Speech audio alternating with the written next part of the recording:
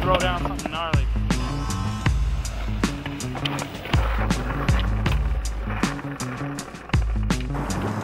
Okay, so where did you get the nickname Benny Gold? I mean, the Benny part's obvious, but what about where did the gold part come in? The gold part came from Stay Gold. I used to design or work under the name Stay Gold, and just kind of evolved and made it more personal.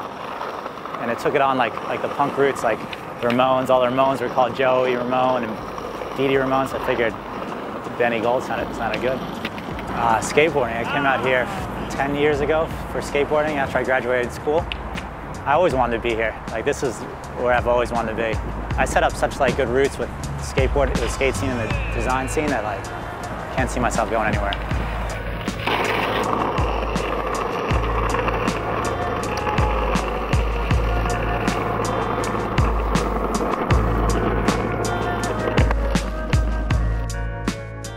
Welcome to my studio, it's Benny Gold.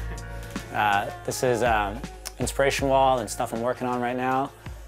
Nike sketches for my last season, collaboration with the Hundreds. Hundreds opening a store in SF next month, so I did their welcoming shirt for them. Some older Huff shirts that I worked on from the season before.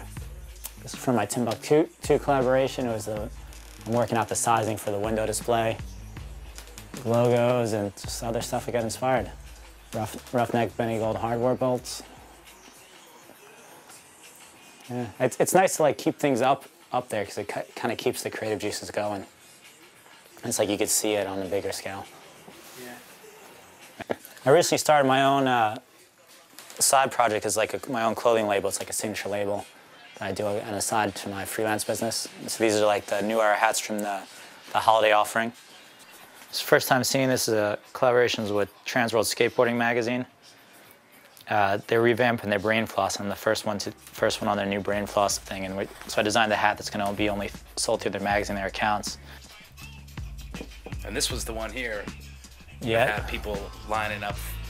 Yeah, that's 5 days in advance, right? Yeah, this is kind of my claim to fame. This shoe right here has kind of become my claim to fame. And this is an older sample. Like I took the orange off behind the swoosh because it looked a little too sporty, but I designed these crack patterns to represent the 1906 earthquake. We were coming up on the 100th year anniversary.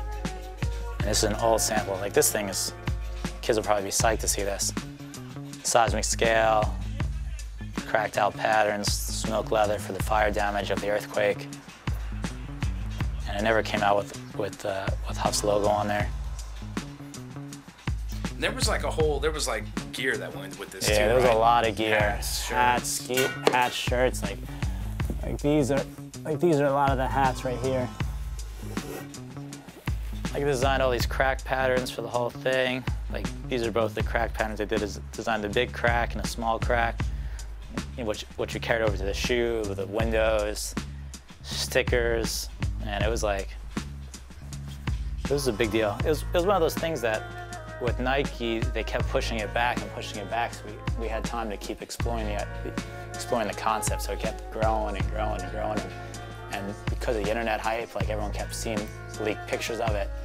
And so the hype kept growing bigger and bigger, and by the time it came out, it was like, no one even expected how big it was.